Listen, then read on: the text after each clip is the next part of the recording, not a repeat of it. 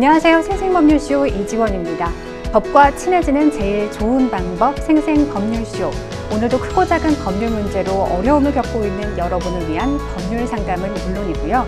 세상을 들썩이게 하는 이슈들을 법적으로 풀어보는 시사법률 토크까지 준비되어 있습니다. 법률과 관련해 궁금한 내용이 있으신 분들은 상담 전화 02-557-8295번으로 연락 주시거나 법률방송 홈페이지 접속 후 법률상담 게시판에 문의 남겨주시기 바랍니다. 그리고 아래 하단에 보이는 이메일로도 상담 문의 받고 있습니다. 각 분야 전문 변호사가 무료로 성심성의껏 상담해 드리니까요. 많은 참여 부탁드리겠습니다. 지금 이 방송은 유튜브를 통해서도 실시간으로 함께 방송되고 있으니까요. 많은 시청 부탁드리고요. 유튜브를 통한 소통의 창구도 활짝 열어두겠습니다. 그럼 오늘 도움 주실 변호사님 소개해 드리겠습니다.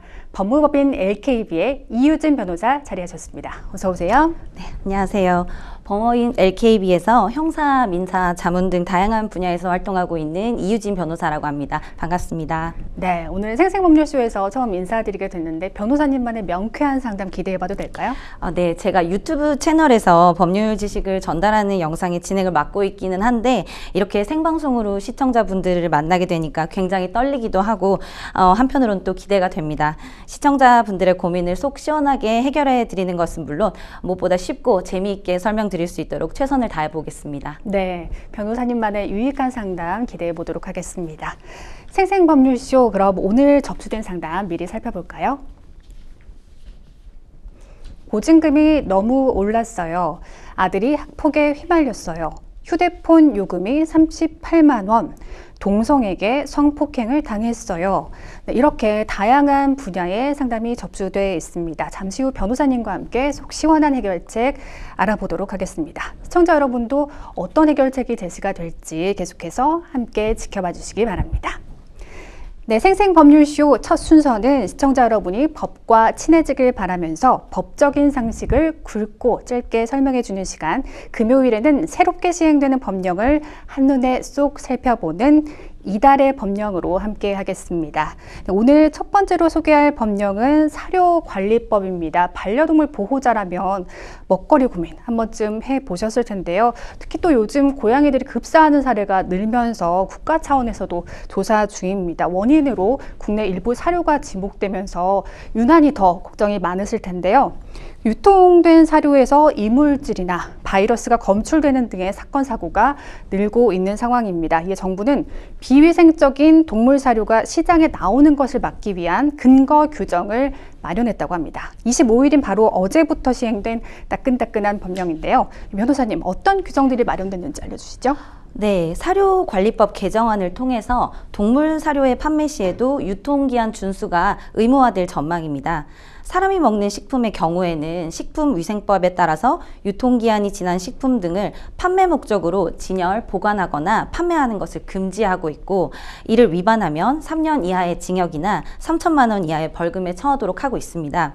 그런데 반면 동물 사료의 경우에는 유통기한을 표시하도록 하고 있는 규정이 있긴 하지만 유통기한이 지난 사료를 판매하더라도 이를 제재할 법적 근거가 없는 것은 사실입니다.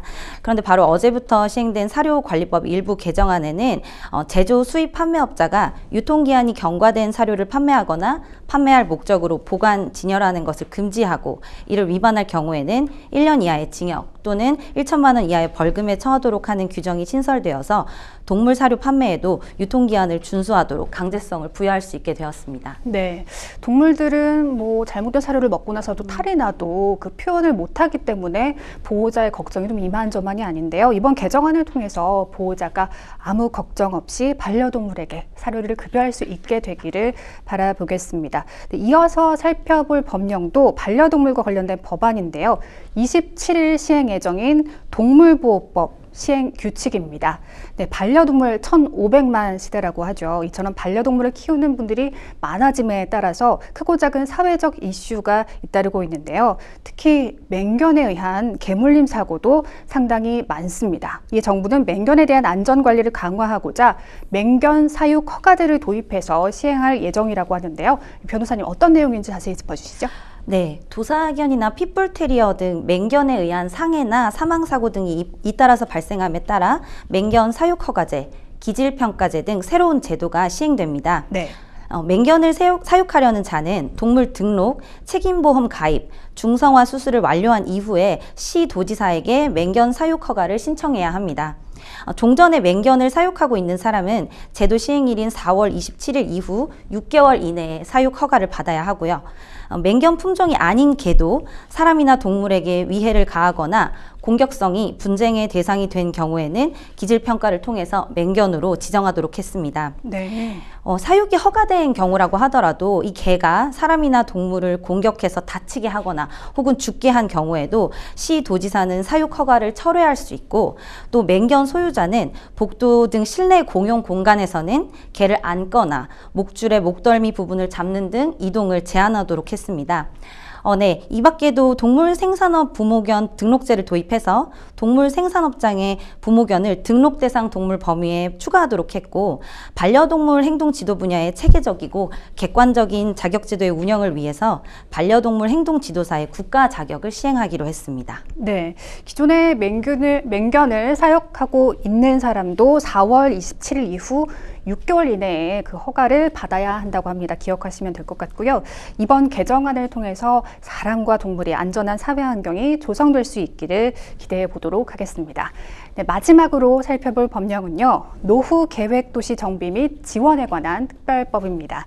이른바 일기 신도시 특별법이라고 불리고 있는 이 법안은 분당, 일산 등 일기 신도시와 같은 노후 주거지 재개발 재건축 사업의 속도감 있는 개발을 위해서 정부가 마련한 장기 대책인데요. 구체적으로 어떤 대책이 적용되는지 알려주시죠. 네, 노후 계획도시 정비 및 지원에 대한 특별법, 앞으로 특별법이라고 하겠습니다. 네. 이 시행령 개정을 통해서 해당 특별법이 적용되는 지역이 최초의 입안 당시에 51개 지역에서 최대 108개로 늘어나게 됐습니다. 적용 대상인 노후 계획도시의 정의 자체가 넓어졌기 때문인데요. 이 당초의 특별법은 노후 계획도시를 택지 개발 사업 등 대통령령으로 정하는 사업에 따라 조성 후 20년이 경과하고 면적이 100만 제곱미터 이상인 지역으로 규정을 했습니다. 그런데 택지 개발 사업 자체의 범위를 늘리고 면적 100만 제곱미터의 기준도 유연하게 해석하기로 했습니다. 또 용적률은 법정 상한의 150%까지 높일 수 있도록 하였고요. 3종 일반 주거지는 최대 450%까지 가능하도록 하였습니다. 공공기여율 산정은 두 구간으로 나누어서 차등화하기로 하였는데요. 특별 정비계획으로 결정된 용적률이 기존 용적률보다 작을 때는 증가한 용적률의 10%에서 40% 범위에서 공공기여분을 결정하도록 하고, 특별 정비계획으로 결정된 용적률이 기준 용적률보다 크면 증가된 용적률의 40%에서 70% 범위에서 공공기여분을 산출하게 됩니다. 용적률이 크게 늘면 그만큼 더 많이 내라는 취지라고 볼 수 있겠습니다. 네, 그동안 좀처럼 사업 추진에 시동이 걸리지 않던 노후 계획도시 정비 사업이 이번 특별법 개정을 통해서 조속히 추진돼서 지역 주민들의 불편이 조금이나마 해소될 수 있었으면 좋겠습니다. 네, 지금까지 새롭게 시행되는 법률을 살펴보는 이달의 법령 함께했습니다. 여러분은 생생법률쇼와 함께하고 계십니다. 어렵고 복잡한 법률 문제로 고민하고 계신가요? 그렇다면 생생법률쇼가 도와드리겠습니다. 생생법률쇼에선 민사, 형사, 가사 등 각 분야 전문 변호사들이 매년 800여 건의 법률 문제를 속 시원하게 해결해 드리고 있는데요. 그럼 무료로 법률 상담을 받을 수 있는 3가지 방법, 지금부터 소개합니다. 첫째, 02-557-8295번으로 전화해 법률 상담 신청을 한다. 둘째, 법률방송 홈페이지에 접속해 법률 상담 게시판에 사연을 올린다. 셋째, 지금 화면에 나오고 있는 이메일 주소로 사연과 연락처를 보낸다. 속 시원한 법률 상담 프로그램 생생법률쇼, 지금 바로 상담 신청하세요.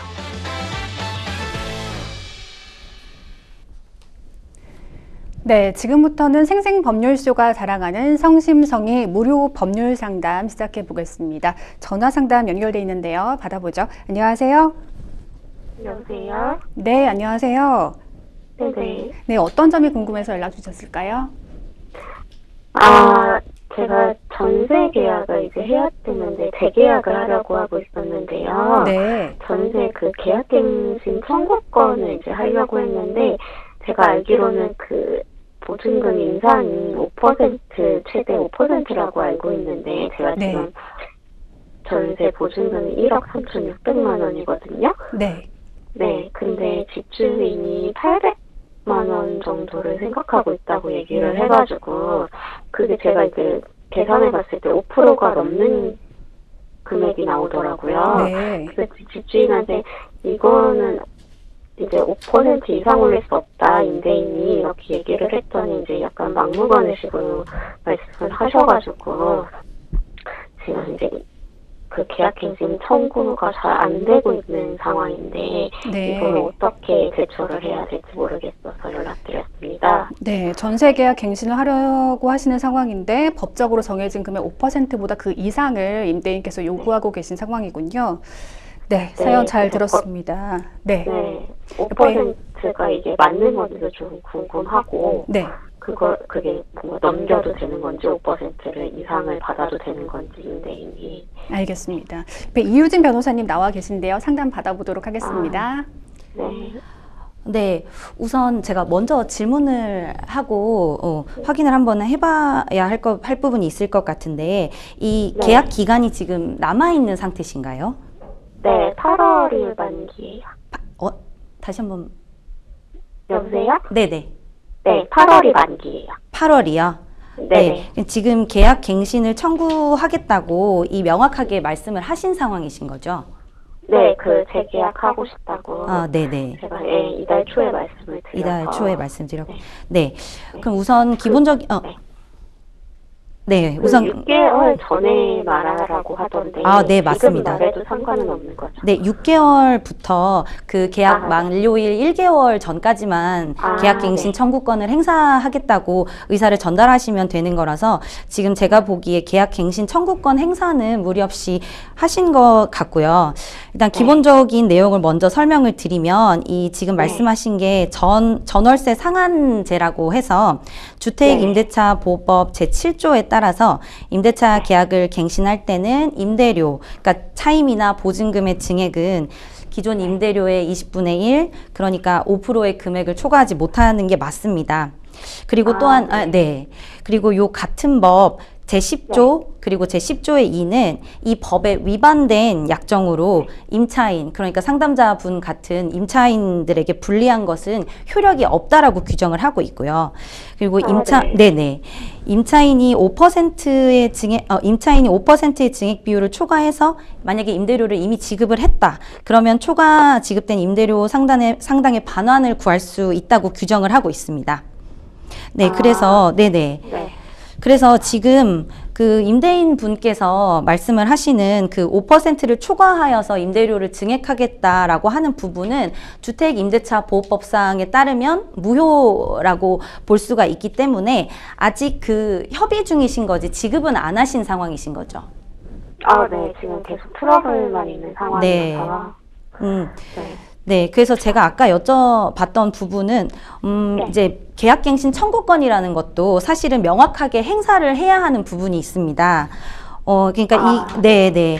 그래서 계약갱신 청구권 같은 경우에도 사실은 뭐 명확하게 단순히 그냥 계약 연장하겠다 이런 취지가 아니라 계약갱신 청구권을 내가 행사하겠다 이런 의사를 좀 명확하게 표시를 하실 필요가 있어요.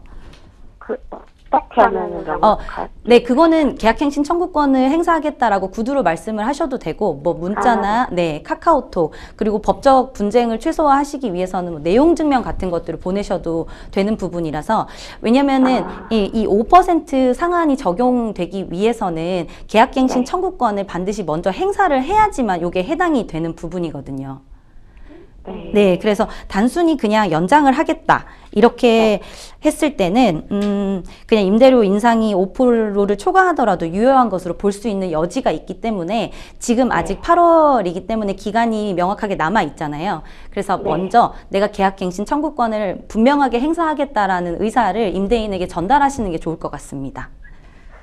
그러면 일단은 그거를 정확히 말을 하고. 네. 좀 저랑 계속 얘기할 때, 네. 그 임대인분이 약간 격양이 되셔가지고. 네네. 이렇게 못 올려주면은 저한테 나가라고. 자기가 살겠다고. 근데 제가 원룸에 살고 있거든요. 네네네. 그리고 그분은 뭐 가정이 있는 분인데. 네. 뭐 살 것 같지도 않은데 이제 그런 식으로 말을 하는데 네. 근데 제가 알기로는 이제 집주인이 막 거짓말로 본인이 살겠다고 네. 임차인한테 나가달라고 하면 그 계약갱신 청구권을 못 쓴다고 이렇게 들어서요. 네, 맞습니다. 네. 아, 그 계약갱신 청구권이라는 거는 이제 1회 행사하실 수가 있는데 그 임대인에게도 계약갱신을 거절할 수 있는 사유가 존재하기는 합니다. 그 중에 하나가 지금 말씀하셨던 임대인이 실거주 한다거나 뭐 예를 들어서 그 임차인 분이 차임을 연체하셨다거나 아니면은 그 임대한 그 집을 다른 사람에게 또 임차를 하는, 그러니까 전대를 하셨다거나 아니면은 이제 계약 갱신을 못 하겠다라고 하면서 다른 별도의 보상을 제공을 했다거나 아니면 뭐 주택의 일부나 전부를 이제 임차인 분께서 고의나 중과실로 뭐 일부 파손을 했다거나 이 집이 뭐 재건축의 대상이거나 여러 가지 이런 사유가 있는데요. 사실 지금 집주인 분께서 본인이 살겠다라고 주장을 하시는 부분이잖아요. 근데 이거는 사실은 사실이 아닐 것 같기는 한데. 예, 본인이 살다거나 아니면 내가 살던지 아니면 우리 아들 살라고 할 거니까 네. 그런 줄 알라는 식으로 얘기하시고 전화를 끊어버리셔가지고 예, 아들이 와서 살아도 뭐 그게 해당이 되는 거라고 볼 수 있나요? 아니, 그 본인이 그 실거주 한다는 거를 입증을 하셔야지만 이게 될 텐데 사실 이렇게 되면은 실제로는 이런 경우로 소송으로까지 가시는 경우도 많아요. 실거주를 하겠다고 해서 임차인한테 나가라고 했는데 못 나가겠다라고 해서 뭐 퇴거 청구를 한다든지 그런 식으로 소송으로까지 번지는 경우가 있는데 그때 이제 그 본인이 실거주 한다는 것을 반드시 입증을 해야 돼서 그런 부분이 이제 소송까지 갈 수 있다는 점을 임대인과 좀 이야기를 해보셔야 할 것 같은데 그렇게까지는 말씀하시진 않으신 상황이신 거죠, 지금은?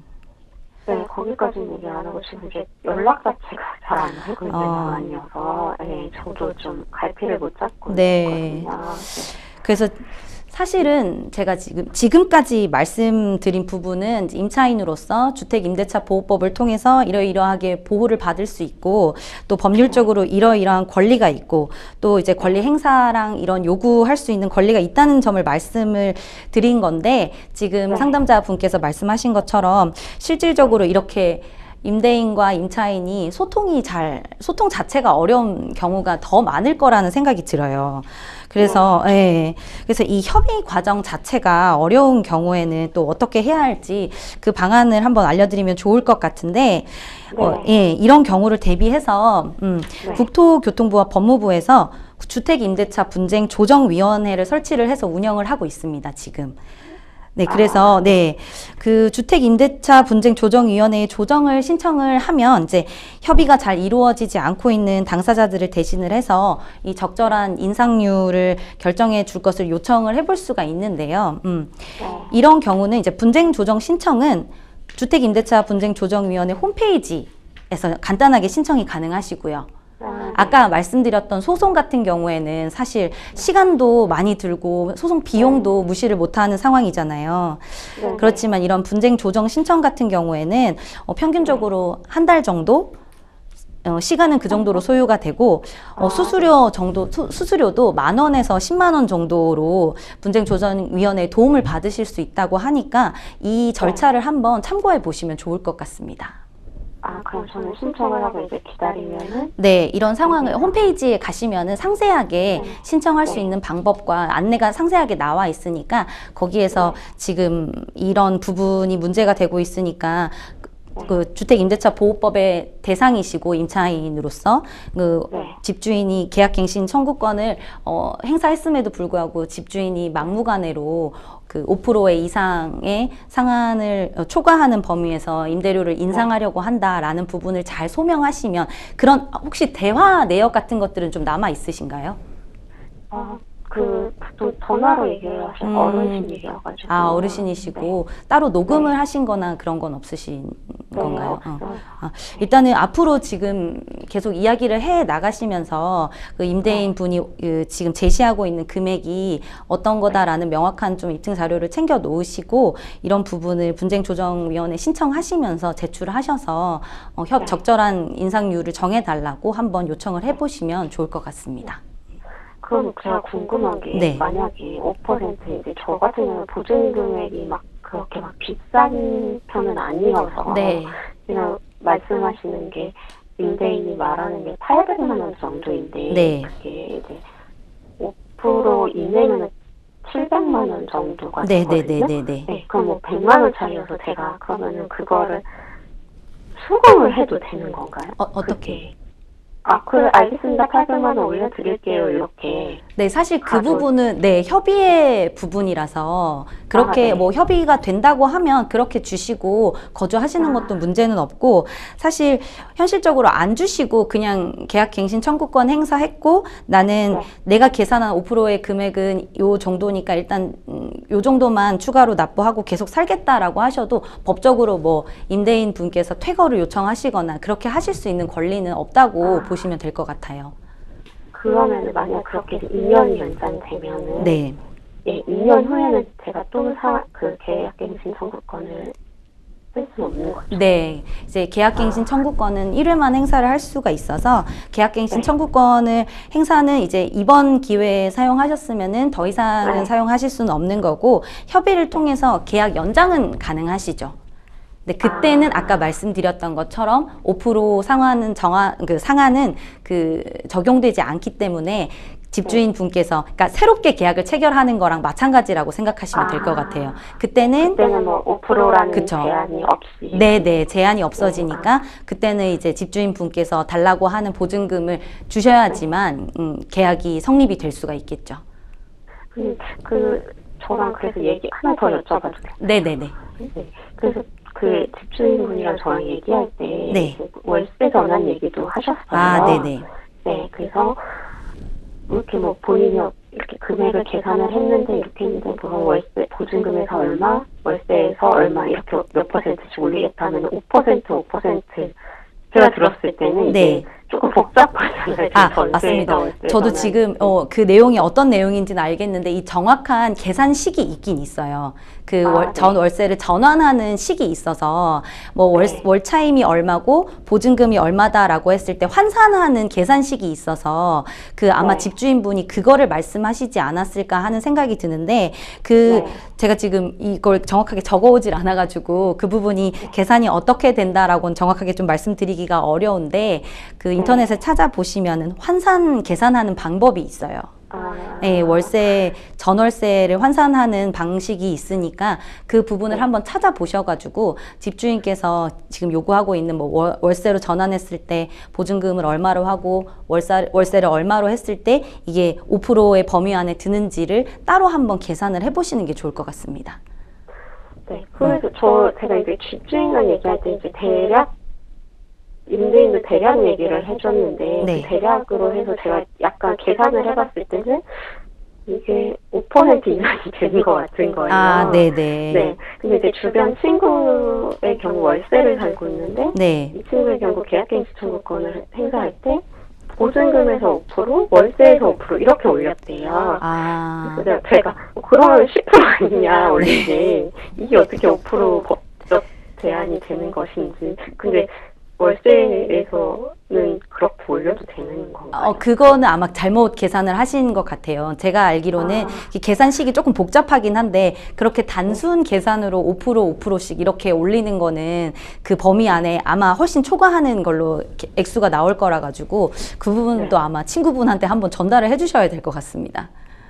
네, 알겠습니다. 그러면은 만약에 제가 이게 이렇게 계약이 불발돼 버려가지고 진짜 뭐 집주인이 들어오겠다고 해서 네, 그러면은 뭐 제가 만약 근데 제가 그래서 진짜 이 사람이 사는지 여기서 좀 괘씸해가지고 살고 있는지 이런 거를 만약에 안 산다면 증거를 수집하거나 좀 그럴 필요성도 있는 건지. 살지 않는다는, 나중에 아까 말씀드렸던 것처럼 소송이나 이런 부분까지 나아가신다거나 아니면 아까 말씀드렸던 그 분쟁조정위원회에 조정을 신청하는 경우에도 계약이 불발돼가지고 지금 당장 퇴거를 앞두고 있다거나 하신다고 하더라도 그런 부분을 모으셔가지고 자료를 제출하셔가지고 계속 살게 되실 수도 있고 추후에 또 어떤 식으로 협의가 되실 수도 있는 부분이니까 증거는 모아놓으시는 게 나쁘진 않을 것 같습니다. 그러면은 일단 제가 지금 해야 될 일은 아까 말씀하셨던 네. 그 분쟁 조정. 네네네. 네, 찾아가면 되는 걸까요? 네, 한번 홈페이지 들어가셔가지고 자세한 절차랑 안내 사항들이 나와 있으니까 한번 참고하셔가지고 신청을 해보시면 좋을 것 같습니다. 아, 그러면은 혹시 그 관리비 때문에 한번 또 싸웠던 적이 네. 있었는데, 저는 관리비 일부를 갖고 얘기를 하셨었는데, 네. 그게 미납이라고 주장을 하셨거든요. 아, 네. 네, 근데 저는 아니라고 말씀을 드렸었는데, 네. 그게 나중에 뭐 보증금에서 까고 줄 거다, 뭐 이렇게 얘기를 하셨었거든요. 아, 일단은. 네. 그거 같은 경우는 혹시 보증금에서 많이 관리비 같은 경우를 계약서에 액수 자체를 딱 명시를 하셨나요? 네, 있었던 것 같아요. 계약서에 그 금액이 정확하게 나와 있고, 그 다음에 네. 관리비를 주셨던 그 뭐 납부 내역이라든지 뭐 이체를 하셨다면 이체 내역이라든지 그런 것들도 확보를 하고 계신 상황인가요? 네, 그거 관리비는 제가 따로 항상 입금해드렸거든요. 네네. 네. 네. 그래서 그 임대인이 그 계약서랑 조금 얘기가 달라져서 그거 갖고 좀 한번 갈등이 있었거든요. 네. 그 관리비를 더 내야 한다 그런 취지로 네. 주장을 하셨던 거예요. 근데 사실 네, 계약서에 맞아요. 근데 계약서에 계약 기간 동안에 관리비를 얼마를 내겠다고 딱 명시가 되어 있었기 때문에 네. 그 관리비를 올리는 거에 임차인분이 이제 동의를 안 하셨고 지금 계약서 명시된 금액이 딱 정해진 금액이라고 하면 그 부분을 정확하게 납부를 하셨다고 하면 임대인으로서는 그 액수를 뭐 차감한다는 거는 말이 안 되는 부분인 것 같아가지고 그런 의사는 명확하게 전달을 하셔야 될 것 같습니다. 그럼 만약 보증금에서 정말 제하고 준다면은 그때는 소송을 또 가야 되는 거죠. 근데 아마 소액일 거라 가지고 또 네, 맞아요. 근데 이런 부분들도 제가 봤을 때는 분쟁 조정하는 절차를 아, 통해서 해결할 수 있을 것 같아서 지금 임대인과 분쟁이 있는 모든 사안들을 다 정리를 하셔가지고 한꺼번에 네. 이 임대인과의 이런 트러블이 있으니까 좀 네. 제3자로서 좀 정리를 해줬으면 좋겠다라고 한번 신청을 해보시면 좋을 것 같습니다. 네, 알겠습니다. 감사합니다. 네, 상담 여기까지 진행하겠습니다. 전화 주셔서 고맙습니다. 네. 네. 근데 저도 이렇게 들으면서 궁금한 점이 생겼는데요. 이렇게 임대인분이 임차인에게 좀 강압적인 태도로 네. 요구를 한다면 이게 1인 가구로서 좀 겁도 나고 두려움도 생길 것 같거든요. 네, 맞습니다. 아무래도 이게 갑을 관계가 없다고는 할 수가 없을 것 같은데 그래도 이제 권리니까 임차인의 권리를 보호하기 위해서 주택임대차 보호법이라는 게 지금 제정이 되어 있고 법을 통해서 임차인들의 권리를 보호하기 위해서 지금 딱 제도적으로 마련이 되어 있으니까 좀 자신 있게 본인의 권리를 주장을 하시고 아까 말씀드렸던 이런 분쟁이 있을 때는 조정을 신청을 하셔가지고 원만하게 해결될 수 있도록 한번 잘 알아보시면 좋을 것 같습니다. 네, 또 들어보니까 상담자분 연락을 피하고 계신다고 네. 하더라고요. 이럴 때도 뭐 추후에 법적인 책임을 질 소지도 있는 거죠. 그렇겠죠, 아무래도. 네. 네. 그리고 또 하나 궁금한 게 더 생겼습니다. 임대인이 이렇게 전세를 반전세로 바꾸고 싶다, 전환하고 싶다, 네. 이렇게 요구하는 게 임차인의 동의 없이도 가능한 부분인가요? 이 부분은 계약갱신 청구권은 일단 기존 계약을 그대로 가되 보증금은 5% 안에서 그 상환하라는 법이기 때문에 그런 식으로 일방적으로 변경하는 것은 안 된다고 보시면 될 것 같아요. 알겠습니다. 이렇게 다양한 방안들 정리해서 제시해 주셨습니다. 상담자께서 꼭 잊지 않고 기억해야 할 점이 있다면 정리해 주시죠. 네, 아까 말씀드렸던 것처럼 이 전월세 상한제라는 것은 계약갱신 청구권을 딱 행사한 경우에만 해당이 되고 계약갱신 청구권의 행사 기간은 원칙적으로 계약 만기 6개월 전부터 1개월 전까지입니다. 그래서 계약갱신 청구권을 행사하지 않은 상태에서 임대인과 합의를 해서 증액한 임대료는 그 5%를 초과한다고 하더라도 유효한 것이 되니까 유의하셔야겠고요. 또 임차인은 계약갱신 청구권을 딱 1회 사용할 수 있기 때문에 언제 행사하실지도 잘 선택을 하셔야 할 것 같습니다. 네.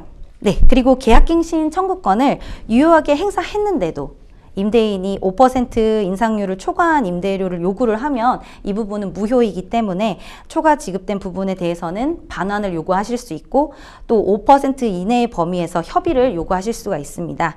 만약 임대인과의 협의 자체에 어려움을 겪고 계신다면은 주택임대차 분쟁조정위원회에 조정을 신청을 하셔서 도움을 받을 수 있다는 점도 꼭 기억하셨으면 좋겠습니다. 네, 분쟁조정위원회 꼭 기억하시면 좋겠습니다. 여러분은 지금 생생법률쇼와 함께하고 계십니다. 어렵고 복잡한 법률 문제로 고민하고 계신가요? 그렇다면 생생법률쇼가 도와드리겠습니다. 생생법률쇼에선 민사, 형사, 가사 등 각 분야 전문 변호사들이 매년 800여 건의 법률 문제를 속 시원하게 해결해드리고 있는데요. 그럼 무료로 법률 상담을 받을 수 있는 3가지 방법, 지금부터 소개합니다. 첫째, 02-557-8295번으로 전화해 법률 상담 신청을 한다. 둘째, 법률방송 홈페이지에 접속해 법률 상담 게시판에 사연을 올린다. 셋째, 지금 화면에 나오고 있는 이메일 주소로 사연과 연락처를 보낸다. 속 시원한 법률 상담 프로그램 생생법률쇼. 지금 바로 상담 신청하세요.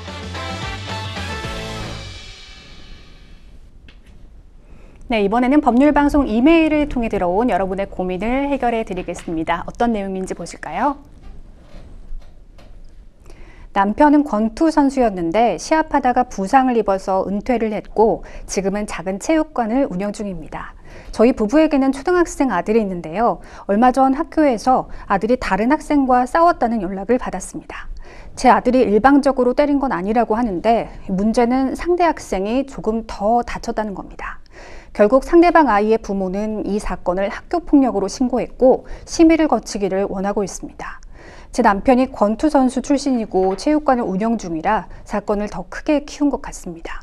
남편은 아들이 본인처럼 시합을 하다 부상을 당할까 봐 권투 기술을 전혀 가르치지 않았는데요. 아버지의 직업 때문에 아들이 더 심한 처벌을 받을까 걱정이 됩니다. 학교폭력 심의까지 갈 경우 저희 아이는 가해자이자 피해자인 입장인데 만약 가해 학생으로 처리될 경우 생활기록부에 기재가 되는지 궁금합니다. 저희 아들이 피해 학생으로 보호받을 수 있는 것은 무엇인지도 알고 싶고 만일 학폭위가 내린 조치가 부당하다면 어떻게 해야 하는지도 알려주세요 하셨습니다. 네, 아드님께서 친구와 싸우다가 학교폭력으로 신고를 당한 상황입니다. 우선 모든 학교폭력 조치가 생활기록부에 기재가 되는 건가요?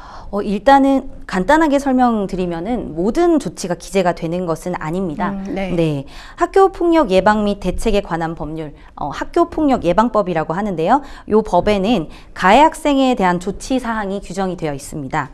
제1호 피해 학생에 대한 서면 사과, 요거 1호부터 제9호 퇴학까지 숫자가 높아질수록 조치의 수위가 높아진다고 보시면 되는데요. 네. 우선 상담자분의 아이는 이제 가해자이자 피해자인 입장이라고 하셨는데 피해 학생에 대한 조치는 또 기재가 되지 않습니다. 네. 그리고 낮은 수준의 조치라고 할 수 있는 1호 피해 학생에 대한 서면 사과, 2호 피해 학생 및 신고 고발 학생에 대한 접촉, 협박 및 보복 행위의 금지, 그리고 3호 학교에서의 봉사는 조건부 기재 유보라고 해서 각 조치를 받은 경우에는 조치사항을 이행하지 않은 경우, 그리고 해당 조치를 받았는데 또 동일 학교급에서 초등학생의 경우에는 한 3년, 그 조치일로부터 3년 이내의 범위에서 다른 학폭으로 조치를 받은 경우에는 기재가 되도록 되어 있습니다. 네. 이 학교생활기록부에 기재된 가해 학생에 대한 조치는 그럼 언제 삭제가 되는 건가요? 네, 이 부분 굉장히 궁금하실 걸로 생각이 되는데 이 학교폭력 예방법이 3월에 개정이 되면서 조금씩 변동이 생겼습니다. 네, 각 조치사항에 따라서 일단 삭제 시기가 다르다고 보시면 되겠는데요. 제 1호, 아까 말씀드렸던 1호, 2호, 3호의 같은 경우에는 졸업과 동시에 삭제가 되고, 그 다음에 이 개정된 법률에 따르면은 4호와 5호, 4호와 5호 같은 경우에는 졸업 후에 2년까지 보존이 됩니다. 그런데 또 예외적으로 졸업 직전에 어떤 심의를 통해서 좀 삭제를 할 만한 사유가 있다라고 하면 삭제가 가능하게 됩니다. 그리고 6호 출석 정지와 7호 학급 교체 같은 경우에는 이제 이 법률이 개정이 되면서 졸업 후에 4년까지 보존을 하도록 하고 있고, 이 경우에도 마찬가지로 졸업 직전에 심의를 통해서 삭제를 할 수 있도록 그 보충 사항을 마련을 해뒀습니다. 그리고 8호 같은 경우에는 원래 기존 법률에는 예외 없이 2년간을 보존하도록 되어 있었는데 개정이 되면서 더 오랫동안 보존하도록 4년간 보존하도록 법령이 개정이 되었고요. 네. 그리고 가장 강한 조치라고 볼 수 있는 9호 조치인 퇴학은 아예 삭제 대상이 아니고 영구적으로 보존되게 됩니다. 네, 학교폭력대책심의위원회가 내린 이 조치에 대한 불복 절차는 좀 어떻게 되는 걸까요? 네, 이 학폭위 조치에 대해서는 행정심판을 청구를 하시거나 행정소송을 제기할 수 있습니다. 네. 이 행정심판이라는 것은 학폭위에서 내린 학폭위가 이루어진 이 해당 교육지원청에서 다시 한번 이 해당 조치가 적절한지 한번 판단을 해달라는 그런 절차라고 할 수 있고, 행정소송은 행정법원, 그러니까 이 교육지원청이 아니라 사법부가 다시 한번 이 해당 조치가 적절했는지 여부를 판단을 하게 되는 과정이라고 보시면 됩니다. 네. 그런데 이 각 절차들은 주의하실 점이 이 제기를 할 수 있는 기간이 딱 정해져 있고, 이 기간이 지나게 되면 제기를 할 수 없다는 그 문제가 있으니까 이 주의를 하셔야 되는 부분인데요.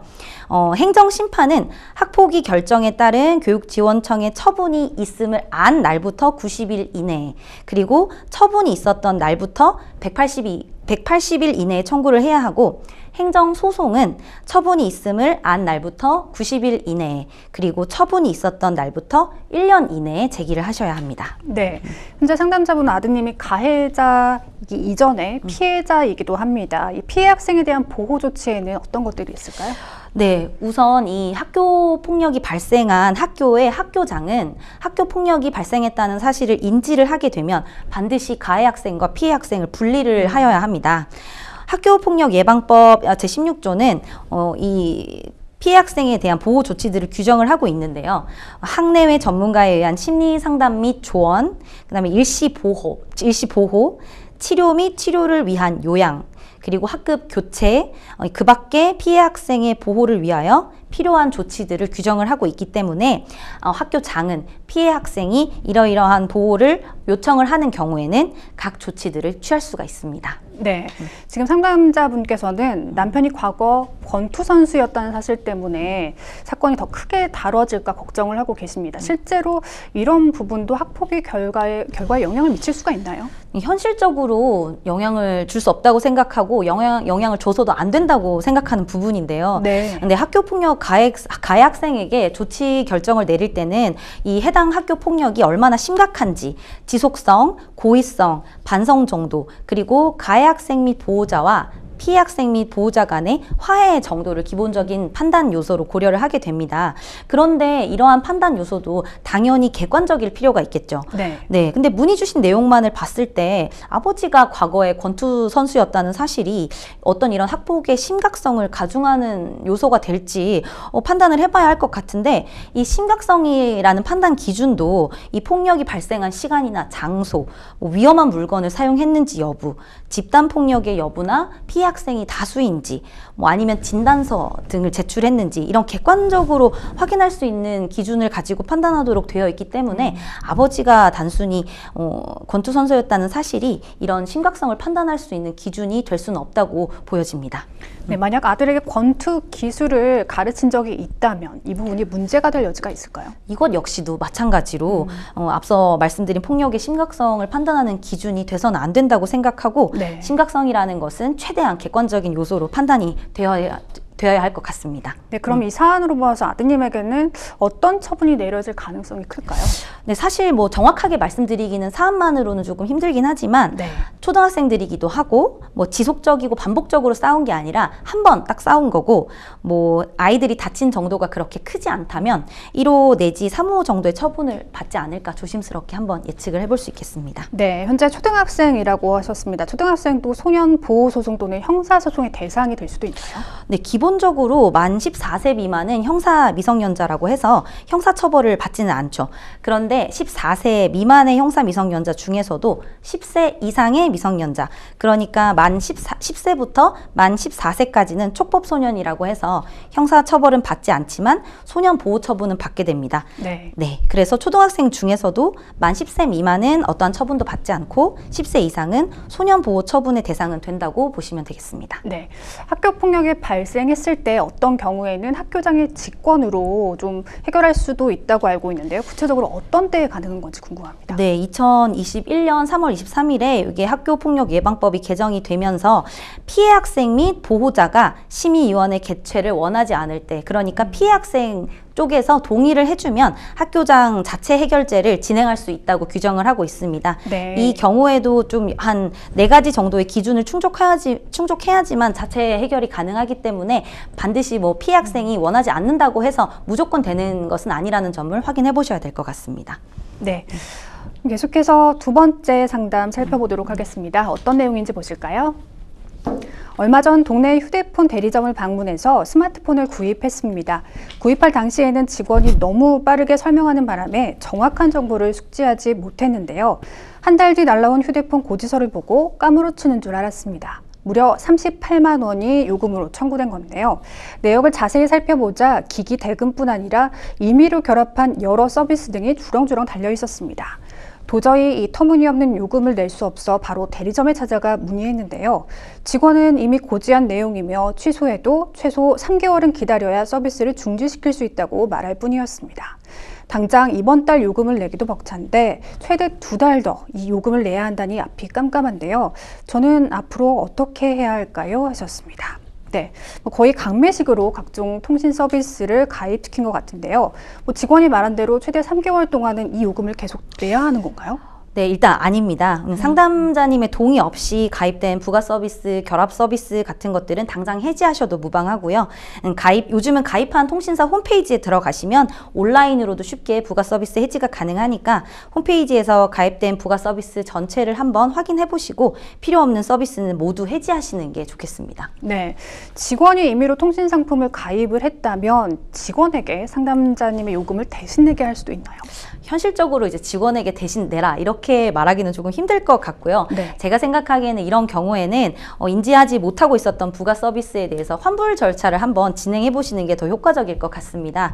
이용하고 계신 통신사를 통해서 가입되어 있는 부가 서비스를 확인한 후에 부가 서비스 업체의 전화번호를 알려달라고 하셔야 해요. 그래서 부가 서비스 업체에 해지 요청을 하시고 동시에 이제 인지하지 못한 채 가입을 했다고 설명을 하시면 보통은 환불을 받으실 수 있다고 하니까 그런 절차를 한번 이용해 보시는 게 좋겠습니다. 네, 해당 직원에게 어떤 처벌을 받게 하려면 어떻게 하는 게 좋을까요? 네, 흔히 이런 부가 서비스 강매 행위 등을 두고 이게 사기쳤다, 이건 사기 판매다 이런 식으로 생각하실 수 있을 것 같은데 네. 실질적으로 이런 행위가 형법상의 사기죄를 구성한다고 보기는 조금 어려워 보이고요. 네. 이제 단말기 유통법이라는 법이 있으니까 방송통신위원회에서 요 단말기 유통법에 따라서 이런 여러 가지 강매 행위라든지 뭐 사전 승낙서 게시 위반 의무 위반, 뭐 개별계약 체결 등 다양한 행위를 이런 신고 대상으로 두고 있기 때문에 국민신문고 등을 통해서 위반 행위 신고 접수를 받고 있으니까 참고하시면 좋을 것 같습니다. 네, 그럼 적용될 수 있는 죄목이 있을까요?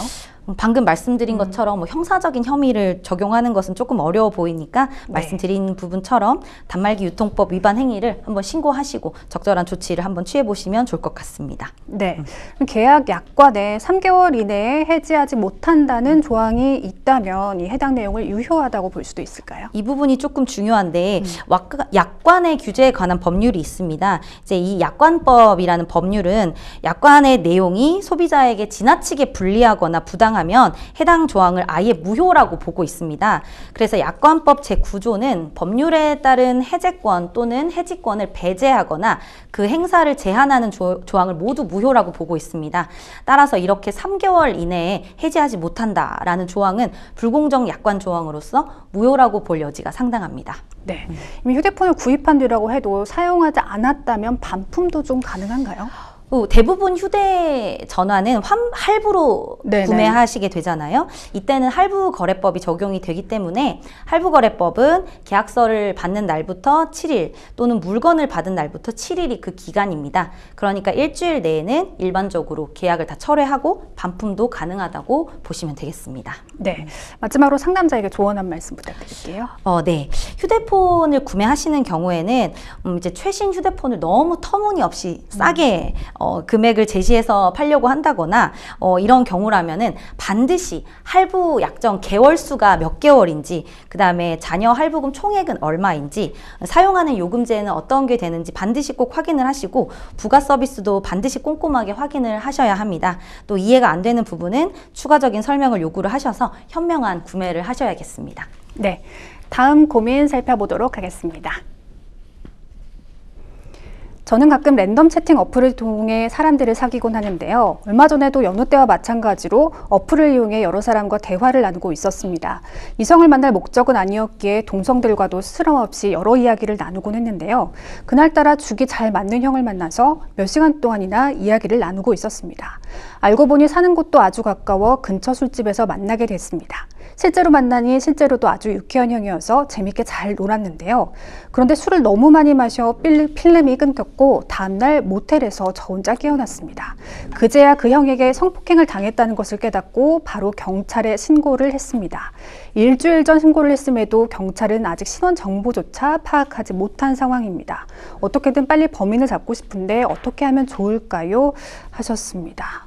네, 이성 간 성범죄, 성폭행 사건인데요. 이게 이성 간 성범죄와 동성 간 성범죄의 그 처벌 수위는 좀 다를 수 있나요? 네, 적용되는 죄목도 다릅니다. 당연히 이 남성이 여성을 성폭행을 하게 되면은 강간죄가 성립을 하게 되지만 남성이 남성을 성폭행한 사건은 강간죄가 성립하지 않는데요. 2021년 형법 개정으로서 성범죄의 피해자가 여성을 뜻하는 부녀에서 남성을 포함한 사람으로 확대가 되긴 했지만 어디까지나 여성이 가해자이고 남성이 피해자인 경우가 인정된다는 의미입니다. 형법상의 강간은 남녀의 성기의 결합을 전제로 한 개념이기 때문에 남성이 남성을 성폭행을 했다면 유사 강간죄로 처벌을 받게 됩니다. 네. 상담자분은 상대 남성의 강력한 처벌을 원하고 있을 텐데요. 최대로 받을 수 있는 형량은 어느 정도인가요? 형법은 유사 강간죄를 2년 이상의 유기징역에 처하고 있습니다. 2년 이상이라고 규정되어 있는 법정형은 2년부터 시작한다는 의미이기 때문에 상한선은 없다는 의미인데요. 이론적으로는 상당한 형이 나올 수도 있고 여러 가지 양형 사유가 고려되어야 하겠으나 최대 3년에서 5년 정도의 실형도 나올 수 있는 사안이라고 보여집니다. 네, 이 랜덤 채팅 어플의 특성상 이런 위험이 있을 가능성이 좀 높아 보입니다. 랜덤 채팅 어플을 이용할 때 좀 법적으로 유의할 사항에 대해서 말씀해 주신다면요? 네, 랜덤 채팅 어플이 이런 성범죄뿐만은 아니고 금전 사기 범죄나 각종 범죄의 무대가 된 것 같아가지고 조금 걱정스러운 마음이 있는데요. 모르는 사람이나 새로운 사람을 만나는 기대나 어떤 즐거움도 좋지만 항상 긴장을 늦추지 말아야겠다는 생각이 듭니다. 그래서 랜덤 채팅 어플을 통한 금전 거래 같은 경우는 무조건 피하시고 실제로 만난 사이가 아니라면 개인정보 등을 알려주시는 것도 삼가해야겠습니다. 그리고 이제 랜덤 채팅 어플을 통해서 성적인 농담 같은 것들을 주고받는 것도 통신매체 이용 음란죄라고 해서 범죄에 해당할 수 있으니 그런 부분도 주의를 하셔야 할 것 같고 실제로 만난 경우에도 이런 상담자분의 사연처럼 성범죄 등에 노출이 되지 않도록 각별히 주의하셔야겠습니다. 네, 마지막으로 상담자에게 조언 한 말씀 부탁드리겠습니다. 네, 상상하지도 못할 이제 범죄 피해를 당하신 것 같아가지고 정신적 고통이 상당하실 것 같은데 힘드시겠지만은 경찰과 계속 긴밀하게 소통하시면서 적극적으로 수사에 협조하시고 하루라도 빨리 좋은 결과를 통해서 피해에 합당한 보상을 받으실 수 있기를 기원하겠습니다. 알겠습니다. 네, 생생법률쇼 많은 분들의 상담 전화가 계속해서 걸려오고 있습니다. 도움이 필요하신 분들은 주저하지 마시고 연락 주시기 바랍니다. 법률 상담 참여 방법 다시 한번 소개해드리겠습니다. 상담 전화 02-557-8295번으로 연락 주시거나 법률방송 홈페이지 접속 후 법률 상담 게시판에 문의 남겨주시기 바랍니다. 그리고 아래 하단에 보이는 이메일로도 상담 문의 받고 있습니다. 각 분야 전문 변호사가 무료로 성심성의껏 상담해 드리니까요. 많은 참여 부탁드리겠습니다. 네, 오늘 함께해 주신 이유진 변호사님 고맙습니다. 네, 오늘 준비한 순서는 여기까지입니다. 함께해 주신 여러분 고맙습니다.